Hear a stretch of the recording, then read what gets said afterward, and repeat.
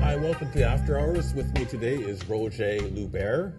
Roger is president of Arts Connect. He is also vice president of the Tri-Cities Community Television Society, and he is also chair of the Minicata Park Association. Welcome to the show, Roger. Thank you. Well, you wear a lot of hats, but let's start off talking about what Arts Connect is all about. Well, Arts Connect is a regional arts council. Okay. A unique one in the sense that this region, it takes in its boundaries take in 5 municipalities, okay, 2 villages and 3 cities. So what is the area? Well, it's bounded by 3 rivers, well, 2 outside rivers, Pitt River, you have the Fraser on one side. So this is Coquitlam, the Coquitlam... well, it's the Coquitlam domain, historically speaking, okay, right? So it would be all the lands, it would cover quite a bit of the traditional lands of the Coquitlam. Okay. But once you get into the European settlement approach, you would get into the first European Coquitlam, okay, and then multiple layers of this that followed, because okay, Coquitlam itself, Coquitlam now, which is the way the Europeans adopted the name, and the region itself have gone through a very interesting dynamic and of human settlements. Okay. So that's a very strong interest that the Regional Arts Council has from that perspective. But you cover Port Moody. Yes. Port Coquitlam and Coquitlam, and there's a couple other areas. Right. Yeah. Well, the larger cities, and in a way I cringe when I hear the word Tri-Cities, but those are the larger cities. So Coquitlam, Port Moody, yeah, and of course, within our region is the village of Anmore and the village of Belcarra, and they're unique and small and quite beautiful little municipalities in and of themselves. Great. And so Arts Connect has been around for quite a while, is that true? Yes, yes. What's the history of Arts Connect? How did it Well, form? Arts Connect has a really interesting history. It's 45 years plus. Okay. It began as a need within a certain region of a bunch of creatives, artists that wanted to find a way to express themselves. And from the earliest of incarnation, which was the Coquitlam Fine Arts Council, to then successive evolutions of names and how they branded themselves, have come to what we are and what we're known today in the branding sense, which is Arts Connect. Mm-hmm. So what kind of projects do you work on? Well, historically, we were, and I like to tell anyone that wants to hear that we were like gardeners planting seeds in a very unique territory. Being a regional arts council, we inherited some interesting challenges that, for instance, Burnaby has its own arts council. Well, this region has a regional arts council.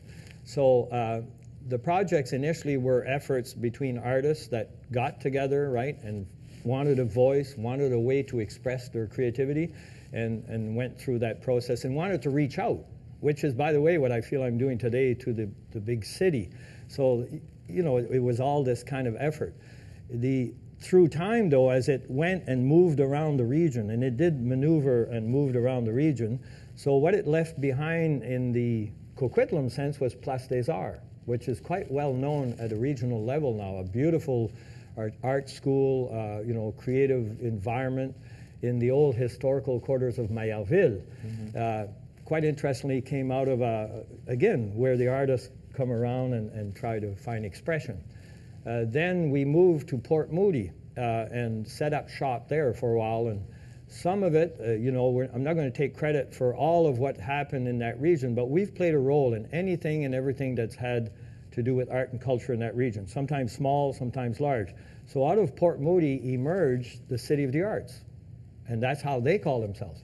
And in the last few years, we've concentrated on Port Coquitlam, which also is they have a beautiful cultural precinct. If you ever gone downtown of the Port Coquitlam, which was the first, by the way, the heart and soul of the first Coquitlam, the European Coquitlam. Oh, okay.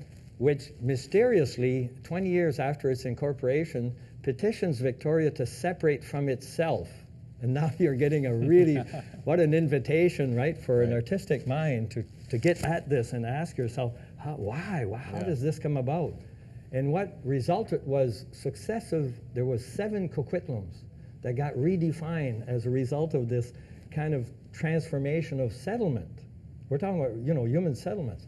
So from an arts and cultural perspective, the organization that I now, preside over has developed a real instinct for deepening the idea of art and culture. What do we mean by it, right? And well, what do we mean by arts and culture? Art and culture. Yeah. Well, it's the expression, right? It's for me, there's two things. Are we talking visual exprestion? Are we talking? Well, no. All of it. The literary arts, Okay. the sculpture, the more tactile. Yeah. And it's a very important question to ask. What do we mean by art and culture? Because I see it as two kind of waves that happens, and this has been forever.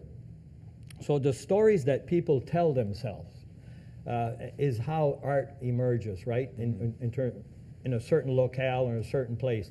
And then there's the influences from outside that comes in. Like, for instance, it's a good comparison, Vancouver and our world out there. We're the suburbs, right? Yeah. And so the influences gradually makes it this way. And yet, over there, we're far enough that some of our own stories were starting to be expressed in there. Like Mayalville is a very good example, right? A unique little village, way, coming in the turn of the century at the largest mill of the British Empire. A new workforce was imported out here, right, to work in the largest mill of the British Empire. So you're bringing a bit of Canada way over these mountains and planting these seeds in the 1900s. Well, you're going to have some consequence to that, right? Yeah. So art and culture is all of this, the expression, right, of a place, sense of place, sense of belonging, sense of identity. That drives the need to tell the stories, which then drives the definition of what art and culture is. Well, how many people are in your group? Our group itself, well, we have an extended reach after 45 years of about 1,500 to 2,000, okay, in terms of a reach. Now, in terms of the group itself... These are artists that you're working with, or... No, they're by extension the Okay. communication reach that we've had over 45 years, right? For instance, some of the original members are lifers. They're lifetime honorary members of the organization. Are these people artists themselves, or? Well, they yes, definitely. As a matter of fact, one of the founders, is still around very much creating art. Others have a love of art, and so what they've done is they've nurtured, right, and piloted the governance part of Arts Connect, what we know now as Arts Connect. So there's been elders now that are the wise elders that have, kept an eye on the evolution of what was a self-created organization to serve a region, right? Mm-hmm. And by the way, that region takes its identity and its boundaries through the School District 43, which I kind of like because it's like the little red schoolhouse concept of a long time ago. And somehow, this notion of human settlements, which I love, we can re-pick up the idea of story. Well, when you say human settlements, what do you mean by that? Well, it's this whole notion of, at first, where do we as humans, where have we historically settled, okay? Right. So for thousands and thousands of years, they have proof now about 4,000 to 5,000 years of settlements of PechaKucha itself. A very deep and real presence in this territory where we are now. And then, of course, the human settlements is what flowed from it, right? So always the rivers at first, provided the roads to settlement for life, water, and all this. And then, of course, if you had, like the West Coast had, which was great bounty of resource, you could develop a cultural feel and a cultural expression, which they did. Yeah. Right? So how exactly did you get involved with Arts Connect yourself? Well, I attended a great meeting one time, an annual general meeting, and I was very impressed by this organization at the time. They had brought in Max Weinman, and he was just launching a book at the time, and he hadn't even printed it and published it, and we were going to be hearing from this guy, a great author, and the name of his book escapes me right now, but it was very fascinating in terms of to meet an author, and he was presenting a concept of a book before it even was going to get published, and it eventually got published. So I was so impressed with the creativity from this organization that I got onto the board and stayed there for quite a while. And got involved just looking, listening, hearing what this organization was about, what the region was about, because what I discovered, I could get a real picture of that region through this organization. For instance, there's 45 years of archives that we have, physical archives that are really valuable, especially today as we now go into production from a point of view of our own television program. We have content. We have the beginnings of the art expression, the stories from each of these unique human settlements. Come back to what do I mean by human settlements, right? They are the incarnation of people getting together at first, more or less just unorganized, and then having a sense of conscious enough to go and get incorporated. And thus you have 5 of these that emerged, and then you have PechaKucha with all of its years still there, which is also a deeply embedded, rooted human settlement. So so these are very fascinating to me from a storytelling point of view. Right. So when you say archives, what are you like? Are you setting up like a library of art displays and? Well, the archives in our case are all the efforts that we've established with these various settlements, human settlements, in terms from an art and cultural perspective. So is this like a video archive you're talking about? Or? Well, there are some of that, but initially it was more just the efforts and the protocol that got established with each of these entities. And then, of course, the support that was developed with them, some of them, and we start getting grants from the respective cities in terms of services we start bringing in. And I can give you an example of some of them. So for Coquitlam, at one phase, we brought in what is a very world-class kind of a concept, the PechaKucha it's called, and it's really bringing together and discovering the creatives of a region. So we brought this into to Coquitlam in this case, at the Evergreen Cultural Center. It's kind of a cultural hub there, beautiful theater, and we did 10 of these efforts. And it's a happening kind of, if you want to use the word for it, it's creatives coming together and discussing and displaying their idea or concept, and the audience is there discovering these creative minds. So it's an awakening, basically. It's a way to, and by the way, we heard of it through a Vancouver PechaKucha. So there's the influences. What is PechaKucha? Do you know what that? Yes. It's a formula. It's first of all it's a creative concept that came from architects initially from Japan, which had a need to share their expressions and their ideas and their concepts architecturally. But eventually the idea got so successful from within architects, that environment, that and it spread around the world amongst architects, but eventually it overflowed into the creatives. And so what it is, in a really simple sense, it's a formula. You have to sign a contract with the Japan group, the Japanese group that have started this concept.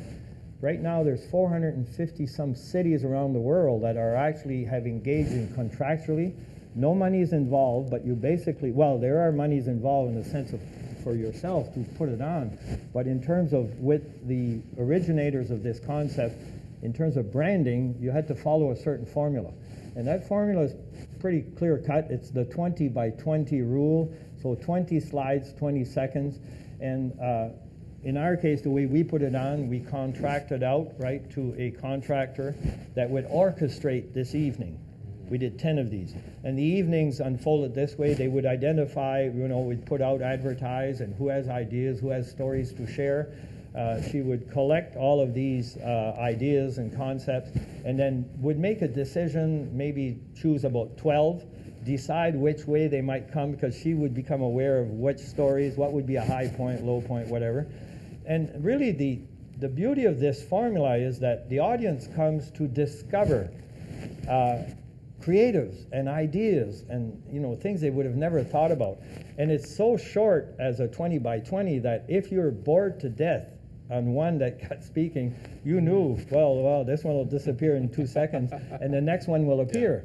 And it created this nice dynamic. And then the formula demanded that you make a break in the evening And then all of a sudden everybody, wow, I like Don, I liked what you said, and I'd like, so this excitement. And then you went back and heard some more.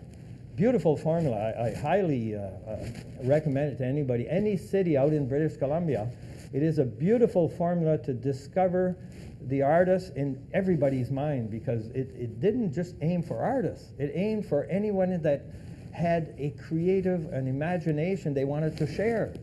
And so it was very successful. So out of it came, yes, what we did is we approached the community TV group at the time, and we've done this in all of our 10 to record and archive these for us and for the organizers, in this case of the Arts Connect. Now I'm wearing two hats, right? Yeah. Both from the Tri-Cities side now, Tri-Cities Community TV side, but also from an Arts Connect perspective. It is now material and content for our TV program that goes to air. Right. That's one example. But the other kind of archives we have are physical documents that showed the protocol and the communication and the evolution of each respective cities and municipalities, villages, in terms of how they viewed art, how they viewed culture. And we were often asked to come in and give feedback on this. As recently I was invited by a consultant. Coquitlam's going through a massive, right now, strategic planning around culture. Right. So they brought in the various peoples that they felt could help these consultants to guide them, map out in their own minds, in what best way could Coquitlam, which has a challenge of its own. It's a vast city, right? It's large territory. You got smaller cities like Port Coquitlam, Port Moody, a little tighter, smaller population. So they're ahead of the game in terms of a sense of self, sense of belonging, right? Sense of identity. Coquitlam, its challenge is a vast terrain, right? So one of the things I wanted to talk about was you are part of the Tri-Cities Community Television Society. Yes. And your show airs on Shaw Channel 4 and also on Novus. Do you know what channel that is on Novus? Oh, not Novus, TELUS, I'm sorry. Yeah, the optic channel. Yeah. Yeah, I don't know it offhand right now. What we did is we had one program with them. It was a separate program. I'll put the hat on of Tri-Cities Community TV just for a sec. We have two programs that goes to air on Shaw, and one of them is called Tri-Cities Magazine. And the more recent one, where we did a soft launch last year, and leading up to this year, soft launch last year, it's called Arts Connect. And this year it's ongoing now, and we're developing it. And what Arts Connect and Tri-Cities Community TV did is they formed a partnership. Both entities, separate, have found that they have common ground on that very issue of storytelling, story development.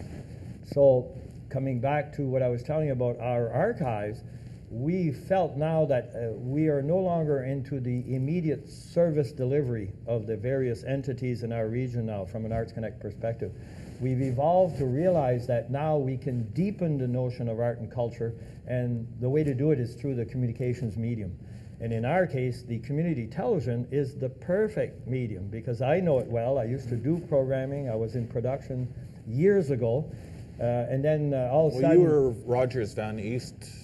You were a Rogers volunteer at some point. Yes. At one point there was a beautiful studio, really well equipped, much like this one actually, with the state of the art of the day. And it was along Kingsway in Port Coquitlam. And yes, this is one of the studios Rogers shut down in the late 90s. Yes, to a dramatic effect from a point of view of that region, because it had a real, there was a lot of involvement. People could come in there, tell their stories. The whole beauty of community television and what it was meant to do and seems to have resulted in was to get people to tell their stories. Right. And it empowered them, right? And it gave this ability of communities to discover themselves, right? And in our case, at a regional level, you can imagine how beautiful that was. So when Coquitlam came in, like for instance, I ended up producing, and I was director of one program called the Chamber of Commerce, Chamber Review it was called. And I also did the 100th anniversary of Coquitlam. There I got to see the community coming in, the politicians, the community organizations, as they came in to celebrate who they were. Beautiful, beautiful. And then it disappeared. So what kind of impact did that have on the area when that studio was taken away? Well, I think it created a vacuum. Yeah. What it was is there was still this potential ability to go to a central place somewhere. So immediately, at first it was a closing down. It was very subtle. We didn't even understand what was going on at the time, right? There was kind of an explanation. No, it's not really. We're not really giving up. At the time, you'll still be able to do production, but it was like further away, harder to get at. Yeah. Because at first, there was that studio, there was a neighborhood production office right in Coquitlam. That was the larger population.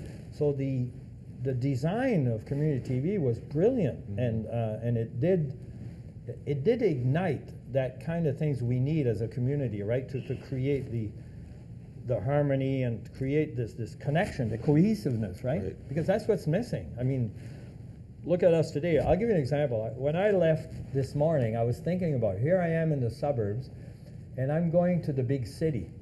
And how disconnected is the big city to this region and vice versa? And I thought, there's something not healthy about this. We need to, and the reason I wanted to come even today, and it's as what we will be doing from an Arts Connect perspective, we as a regional arts council, we're realizing we need to come and get this city to explore who we are, what we do. We're interconnected. We have mutual interests, all of us, right?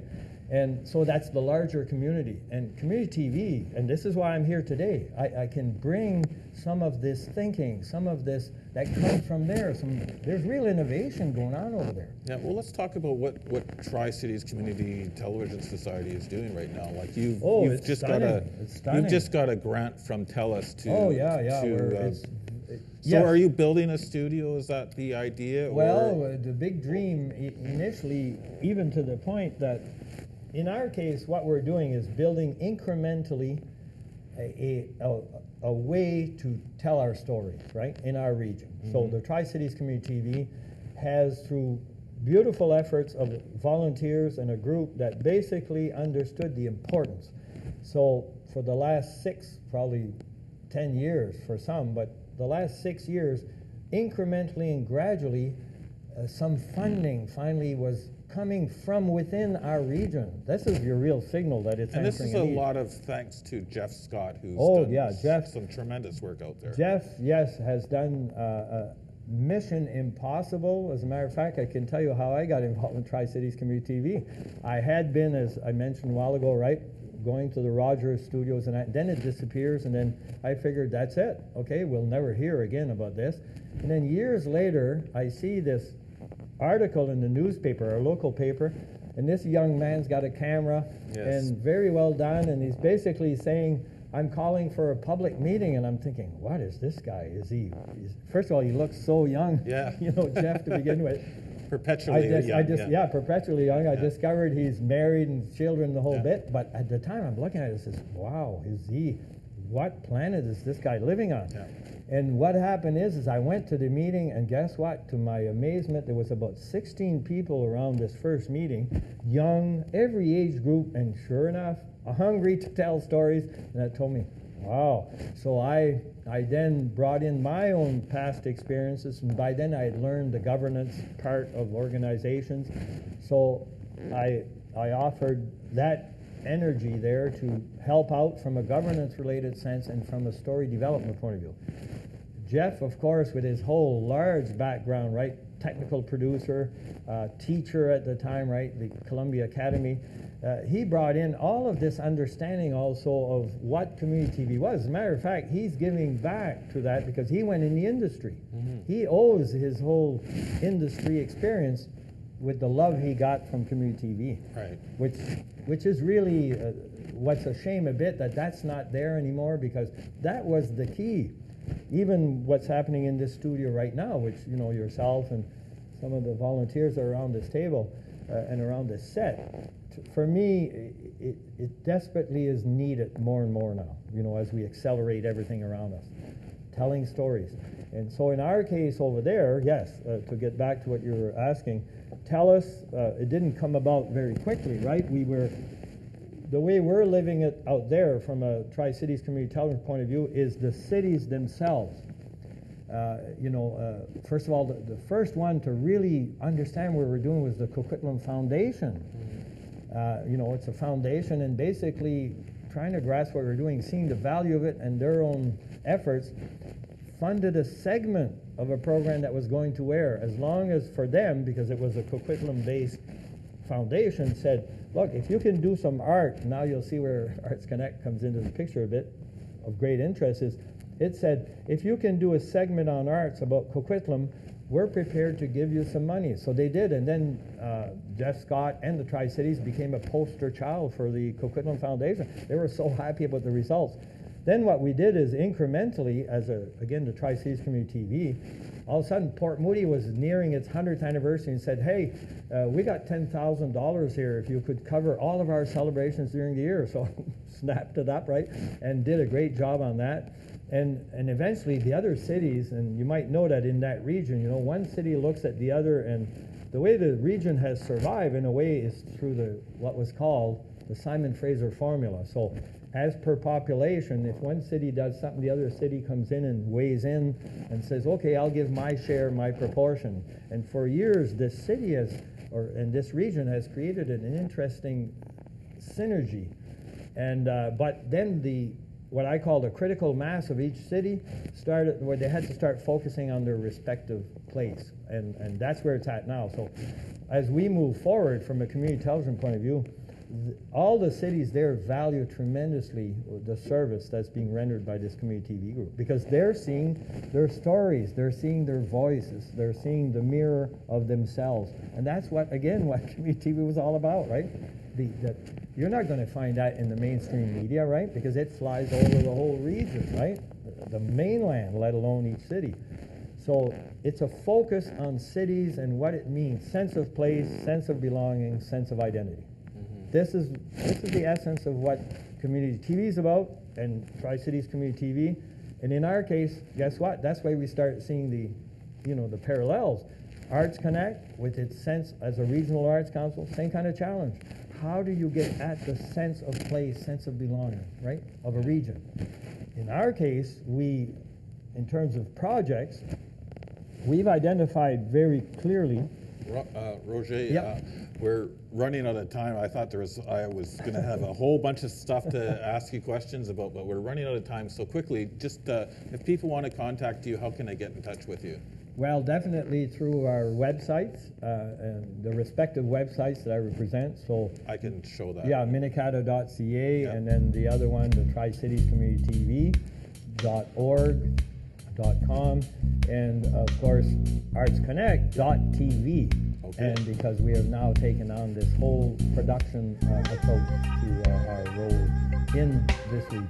Well, I want to thank you very much. Unfortunately, we're out of time, but thank you for joining me today. And that was we'll invite Vancouver to come to our region one day and have this kind of conversation in reverse. That would be awesome. All right. Thank you very much. Thank you for watching.